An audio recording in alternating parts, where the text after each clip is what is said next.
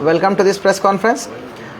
प्रदेश सरकार का निर्देश रहता है, माननीय मुख्यमंत्री के नेतृत्व में महोदय का निर्देश रहता है कि त्वरित अपराधों की अनावरण होना चाहिए और संगीन अपराधों का तत्काल अनावरण होना चाहिए। इसी क्रम में माननीय डीजीपी महोदय और डीआईजी महोदय का भी निर्देश रहता है कि जघन्य अपराधों का त्वरित अनावरण और उसका अकाउंट फॉर होना चाहिए करके।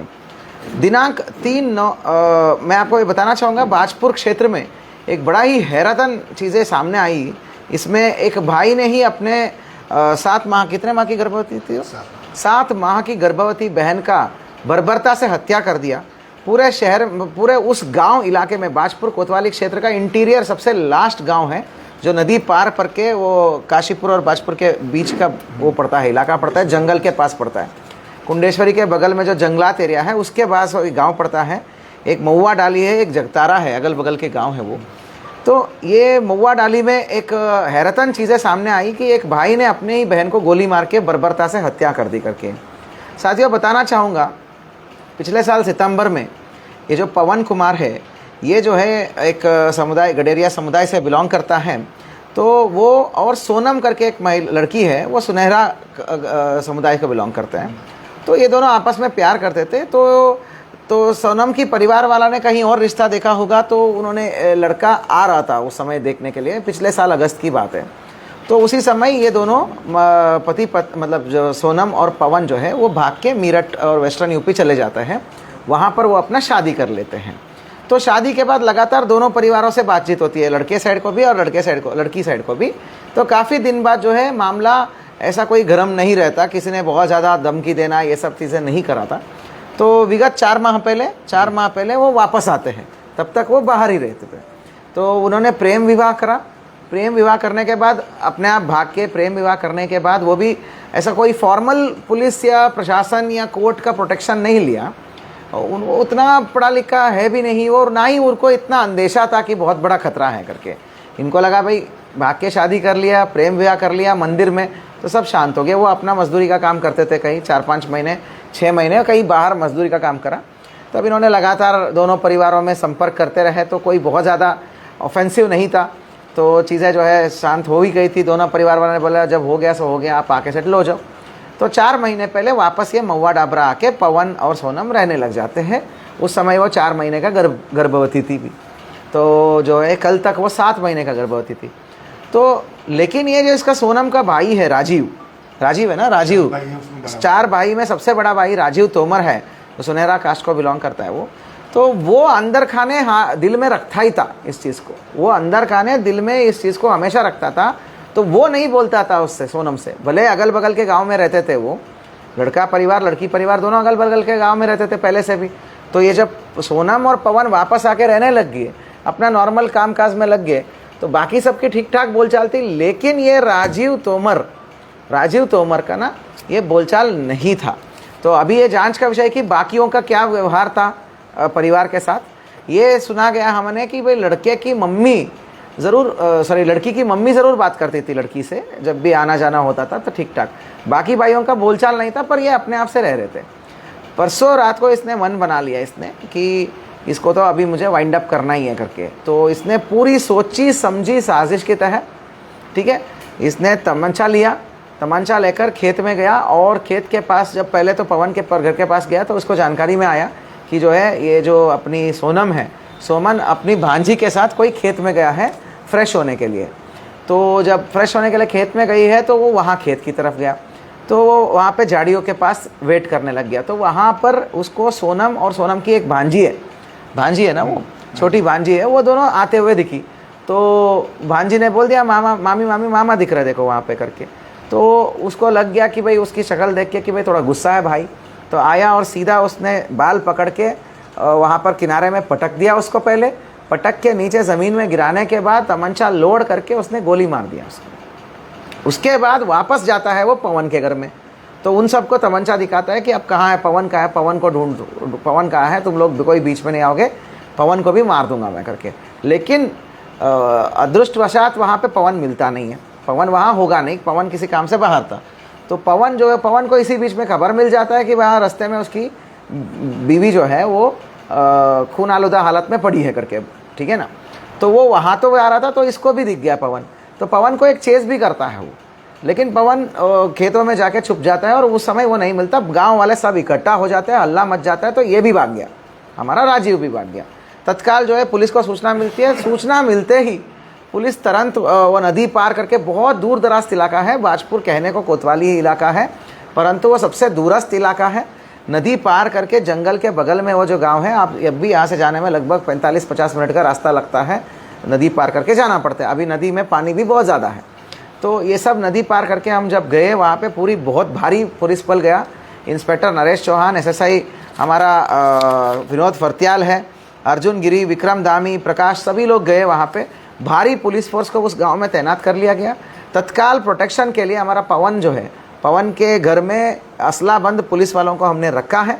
तो रख के हमने वहीं वेट किया, काफ़ी देर तक खोजबीन करा हमने, सारी चीज़ें करी। जो शव के साथ जो काम करना था, मौके पर वो डेड हो गई थी, तो जिसको हॉस्पिटल में लाया तो मृत तो घोषित कर ही लिया गया था। वहाँ पर जो भी कार्रवाई करना है, पंचायतनामा और अग्रिम कार्रवाई, पोस्टमार्टम की कार्रवाई कर लिया गया।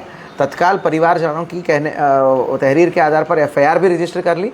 जगह जगह वहाँ पे कुंडेश्वरी इलाके में कॉम्बिंग कर लिया गया, लेकिन इसने फ़ोन स्विच ऑफ करके जंगल रास्ते कहीं इधर उधर जाके वो पहले गया, वो स्वार चला गया, और जंगल रास्ते से ही वह कुंडेश्वरी से होते हुए संभवतः वो अल्टीमेटली स्वार पहुँच गया।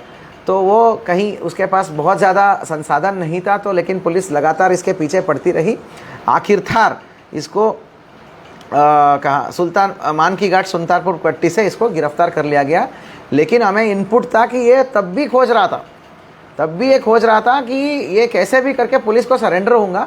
कहीं इसने एक मैसेज दिलाया था, जिससे भी बात हुआ था इसने बीच में, कि मैं सरेंडर तो होऊंगा, मैं दूसरे पवन को मार के सरेंडर होऊंगा करके। लेकिन पुलिस की मुस्तैदी इतना थी, हमारा जो CO है, हमारा SP है, अभय है, और पूरी पुलिस टीम ने मुस्तैदी से उस पूरे गाँव को सिक्योरिटी प्रोवाइड कर लिया था। और सारी काफ़ी चीज़ें उठापटक और पूछताछ के लिए काफ़ी लोगों को लड़के के पक्ष से लाया भी था। तो ये कोई और घटना को अंजाम नहीं दे पाया। अगर हम खाली छोड़ते उस दिन रात को, वहाँ फोर्स नहीं लगाते, तो पुनः आके वहाँ पे वारदात करता। तो वारदात करने ही फिराक में वापस आ रहा था, वो वारदात करने की फिराक में वो उसी तरफ जा रहा था। तो फील्डिंग लगाते हुए एक मुखबिरी और टेक्निकल और सर्विलांस के माध्यम से, मैनुअल, टेक्निकल और सर्विलांस के माध्यम से हमने ये तीनों का समागम से इसके ऊपर ट्रेस आउट किया और इसको मान की घाट से हमने गिरफ्तार कर दिया। बड़ा ही दुखद विषय है। एक भाई जो है, अपनी बहन जो है 7 महीने की गर्भवती है, जिसके साथ वो इतने साल बीता, अपने 7 महीने की गर्भवती बहन को बेरहमी से मौत के घाट उतारता है। तो ये इतनी बेरहम है, और आज भी इसको इसका किए पर कोई पछतावा नहीं है। तो इसमें हम जो है हॉनर किलिंग का धारा जो भी स्पेशल होता है, कोई और धारा बनती है, 302 तो करा ही करा हमने। तो साथ में जो गर्भवती महिला को कोल्ड ब्लडेड मर्डर इसने करा है, वो सारी परिस्थितिजनक साक्ष्यों को हम लेंगे, और पोस्टमार्टम रिपोर्ट, अल्ट्रासाउंड का रिपोर्ट, प्रेगनेंसी होने का रिपोर्ट, सब कुछ लेंगे।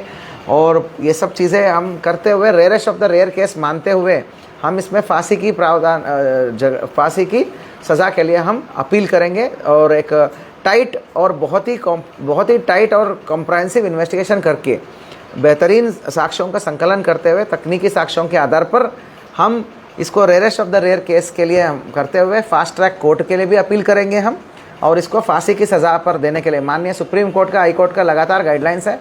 विभिन्न जजमेंट पर ऐसे हॉनर किलिंग या के आधार पर जो करने वाले लोगों को फांसी की सज़ा का प्रावधान किया गया है जजमेंट्स पर। उन जजमेंट्स के आधार पर हम भी इस केस में फांसी का अपील हम करेंगे। पुलिस टीम का बेहतरीन कार्य है, क्योंकि जानकारी होने के तुरंत उपरांत पुलिस ने त्वरित रूप से हमने रिस्पॉन्स किया है। टीम ने एक मुस्तैदी और प्रेजेंस ऑफ माइंड दिखाया है। तो अन्यथा और भी नुकसान हो सकता था। तुरंत जाते ही वहाँ पर भारी पुलिस बल का डिप्लॉय करके व्यक्तिगत रूप से सुरक्षा, असलेबंद कांस्टेबल्स और हेड कांस्टेबल्स को पुलिस बल को तैनात कर लिया गया वहाँ पे, और इसी बीच में घेरागोट करके इसको अरेस्टिंग कर लिया गया है। टीम में नरेश चौहान, विनोद फर्त्याल, अर्जुन गिरी, विक्रम धामी है, प्रकाश चंद, मनोज मटपाल, विनय यादव, प्रवीण गोस्वामी, कुलदीप, सचिन, ललित और दीपक है। और अभी तक गिरफ्तार अभियुक्त है राजीव तोमर, जो कास्ट से वो है आपका सुनहरा कास्ट में पड़ता है। तो और घटना में प्रायुक्त 12 बोर तमंचा, और ये जो बॉडी से मिला हुआ जो पैलेट्स और बुलेट, मतलब केसिंग का पार्ट है, हाँ वो सब पार्ट है ना, बीड बोलते हैं उसको, वो सब पार्ट है, वो सब चीज़ें हमने निकाला है। उसको तकनीकी एविडेंस के रूप में मिलाया जाएगा, FSL को भेजा जाएगा और जिंदा कारतूस भी और 12 बोर तमंचा भी इस अभियुक्त से बरामद कर लिया है। उस जिंदा कारतूस से वो उसको मारना चाहता था, हमारा पवन को, तो उसको लेके आएंगे। इसमें सर कोई ये नहीं मिला इसकी सहयोग किसी ने किया होगा या इसकी अकेले का ही काम है, अकेले का ही काम है, क्योंकि एक दिन पहले उसकी माँ, अगल बगल का ही गांव है, बिल्कुल बगल का गांव है, वो माँ का तो ठीक ठाक बोल चालता है बहन से।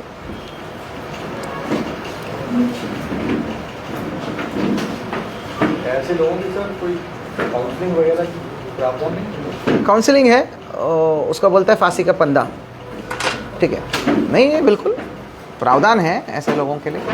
आ जाओ।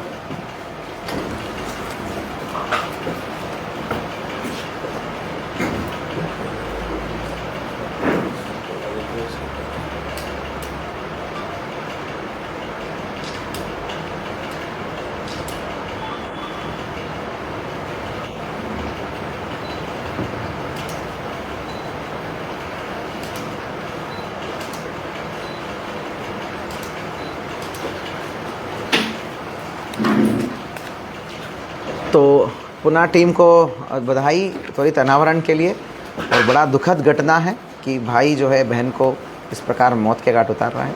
तो इसमें हम rarest of the rare case के लिए अपील करते हुए फांसी की सज़ा के लिए हम अपील करेंगे। Thank you.